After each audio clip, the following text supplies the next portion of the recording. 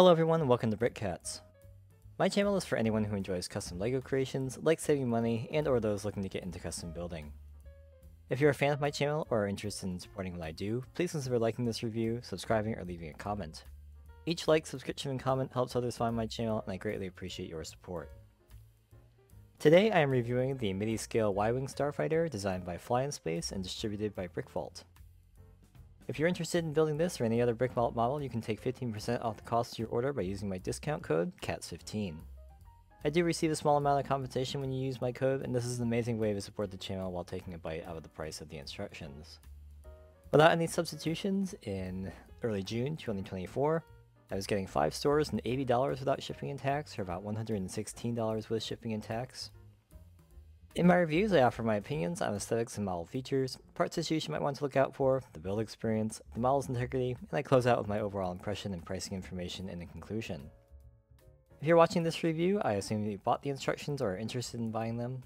I also assume a basic level of familiarity with Bricklink's ordering system and LEGO nomenclature. I only use genuine LEGO bricks and I always purchase the instructions. Finally, I create these reviews for my own personal enjoyment and in the hopes that my advice will make your experience more enjoyable and or less expensive.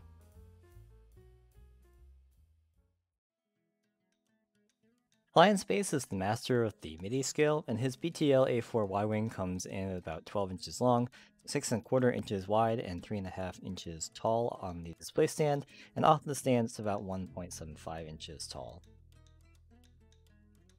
Starting at the nose, the cannons are represented by 1L bars with hollow stud pieces, and the gray stripe down the middle of the cockpit section is accurately represented. The yellow stripe is constructed extremely well for the scale, although I'm not quite sure what the source is for this detail here represented by the roller skate. The cockpit is a really clever construction with a bucket handle representing the front windscreen and covered doors for the roof. While this is very clever, I must admit this is the most visually jarring part of the model for me, as it contrasts pretty starkly with the rest of the model due to its flatness. I also wish there was a way to get a good looking pillar in the middle of the cockpit to represent the windows and the canopy a little bit better. The ion cannons on top of the cockpit are represented with the bladed claw weapon. Due to lack of a connection point further forward on the roof of the cockpit, I think this is fine, but I do feel like it's a little bit small and a little bit too far back to be completely cannon accurate. And it's a bit hard to see at this scale, but I've zoomed in a bit to make it a little bit more obvious, hopefully. The entire cockpit assembly does sit at a slight angle to the horizontal, which is a very impressive detail to incorporate with this scale. Moving further back, unfortunately there's no representation of the astromech droid or the droid slot, but we actually don't see an astromech in a Y-Wing in battle until Rogue One. The original film models for A New Hope didn't have them. I asked FlyInSpace about this, and there wasn't a great piece to represent the astromech, so he decided not to include it. Initially I kind of wondered if a Fez piece would be reasonable, but it turns out that's a little too large. The other part I thought might be a little bit closer would be the bionicle eye piece, but maybe that's a little bit too small. The middle section of the fuselage is the trademark FlyInSpace greebling. There's not much to say other than it is as impressive as I come to expect from FlyInSpace. The greebling, especially the center part here, is multiple levels deep, with lots of sub-assemblies matching up with hardly any room to spare. It's really cool to see this in person, and you can just spend many minutes looking at this, and you'll always find something new, so it's very cool. Minifigure hands make an appearance, of course, but there's also syringes, microphones, binoculars, and nozzle elements all arranged in close proximity. The wing support struts are 1 stud tall and are also very detailed. I really like the use of hinge plates on the trailing edge here. And the engines do not connect in the center of the engine cylinder, another bit of cannon accuracy that most models, including the official sets, don't get right. The engine cylinders themselves are 4 stud width and make use of the macaroni bricks and round plates. They attach to the main fuselage with clips. The thrusters with the Technic timing wheel and flat silver look good to me, and the hose pieces for the support struts do a great job providing both the visual representation and a stable connection point for the rearmost exhaust vents. The exhaust vents are not hollow in the center, but there is a representation of that on the very back with macaroni tiles, and the studs with the 1L bars with hollow stud pieces in the center. I think there's probably a way you could make these hollow with a 2x2 circle in the middle, but then you wouldn't be able to get this little detail on the inside in place. The underside of the fighter is a bit plainer than the top, but still has lots of greebling and a place for a simple stand to connect to. There's no landing gear on this model, so it's best to use on the stand. The stand is very minimal and looks good with some simple side building and a short column of Technic pieces. And this connects to the 2x2 round plate right here.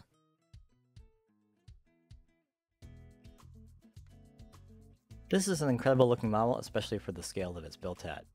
It looks great on the shelf, and as FlyInSpace always does, there's a ton of clever parts usage.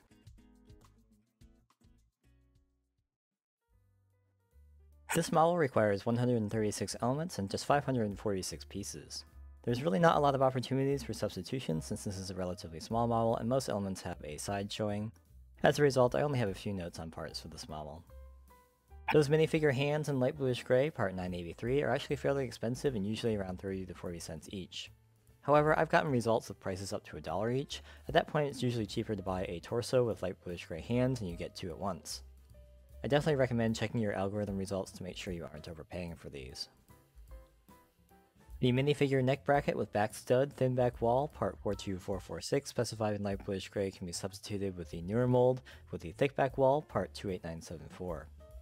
28974 has the advantage of being available from Pick-a-Brick. I used the thick back wall variant exclusively without any issues. The 16L hoses in light bluish gray, Bricklink part 75C16 and Pick-a-Brick element ID 6409852 are definitely best in new condition as they'll come nice and straight from LEGO. I definitely recommend getting these from Pick-a-Brick, but if you're going with Bricklink, this is a rare instance where I recommend forcing the algorithm to only return pieces in new condition, and that's for structural reasons. It's also worth asking your seller to do what they can to keep them straight with some rigid backing in the mailer or something like that. You'll maximize your savings buying the required elements from LEGO's Pick-a-Brick service. Pick-a-Brick orders over $35 ship for free, and if you spend more than $14 in the bestseller or standard categories, the handling fees are waived.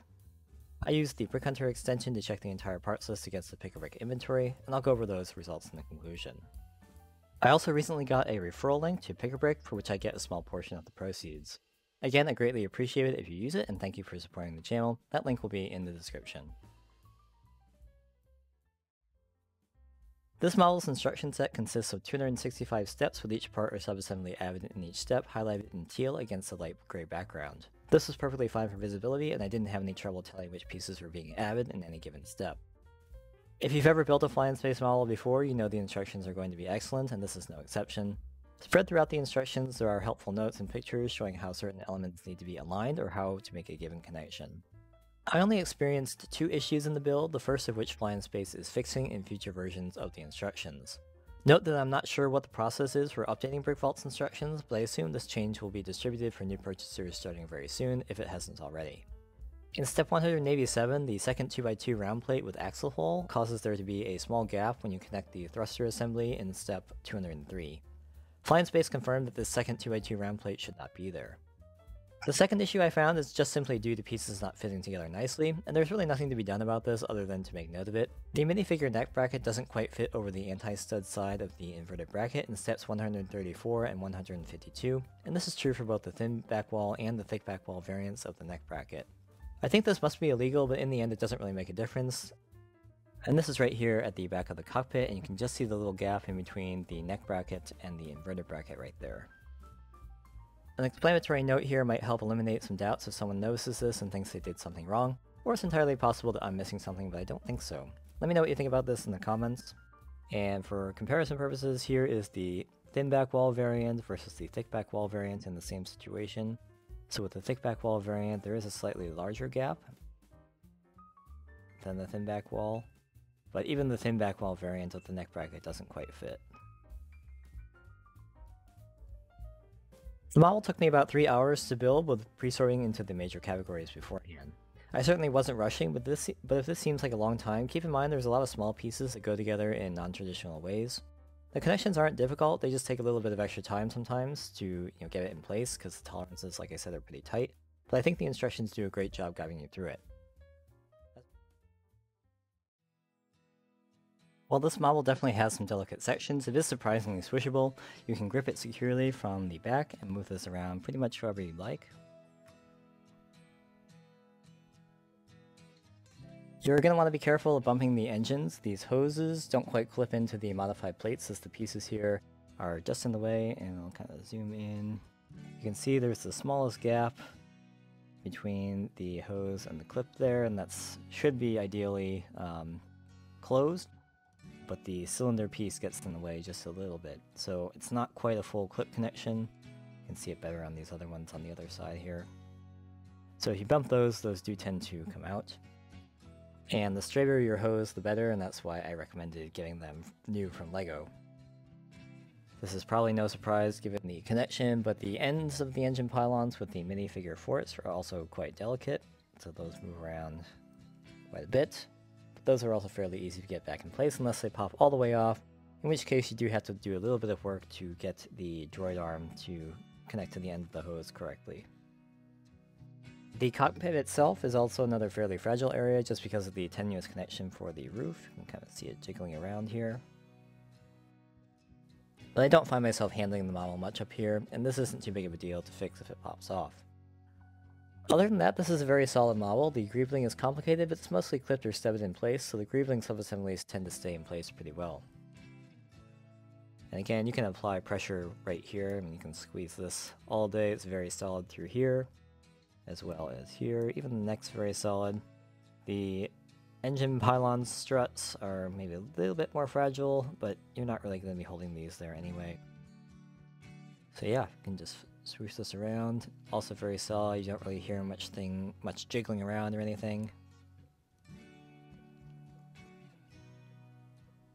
The stand is sturdy and exactly what it needs to be. You can even extend this a little bit higher and it's just fine. I do find taking it off the stand to be a bit of a challenge. Usually the black 2x2 round plate stays connected to the bottom of the fighter, as those studs are stronger than the Technic axle connection. But to solve that, I just turn the black 2x2 round plate on the stand upside down. And then you match it up. Oops. Then you match it up like so, and it's pretty easy to get on and off after that.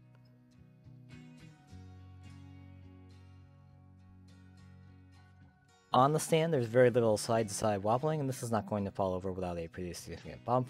It does jiggle a little bit around the Technic axle, but this isn't something that's going to cause major instability. FlyInSpace's Y-Wing is a very fun model to build, and as you'd expect, gets nearly every detail as accurate as possible at this scale. I love how it's instantly recognizable as the Y-Wing and doesn't take up a huge amount of space in my display area. On top of that, it's very squishable as well, and while there's no built-in landing gear, you could easily build some supports to pose it in a mock scene if you wanted to. Cost-wise, this is a little more expensive on a per-piece basis than normal, but this is typical for smaller models. Like I said in the introduction, without any substitutions, I was getting 5 stores and $80 without shipping and tax, or about $116 with shipping and tax. I didn't have any true substitutions for this model, so using Brick Hunter and going full pick-a-brick, my pick-a-brick total was $53, and included in this I had to pad the standard pieces by about $2 to reach the $14 minimum to waive that handling fee. This does include tax, and then shipping was free. The remaining elements I would be able to get from 3 stores and $7 without shipping and tax, or about $25 with shipping and tax, and the total was therefore $78. Instructions for this model cost $11.99 from BrickVault's web store. There will be a link to where you can buy those in the description below. And remember, you can use the discount code CATS15 for 15% off if you haven't already used it. Thanks as always for watching my review of FlyInSpace's midi-scale Y-Wing. If you built the model, you have something to share that I left out, or have a question about something I didn't cover, please leave your thoughts below in the comments. I'm very conscious that subscribers are earned and not deserved, so if you enjoy my content and want to see more, consider subscribing, leave the video a like or a comment, or follow me on Instagram if you haven't already. Thank you, and I hope to see you back next time.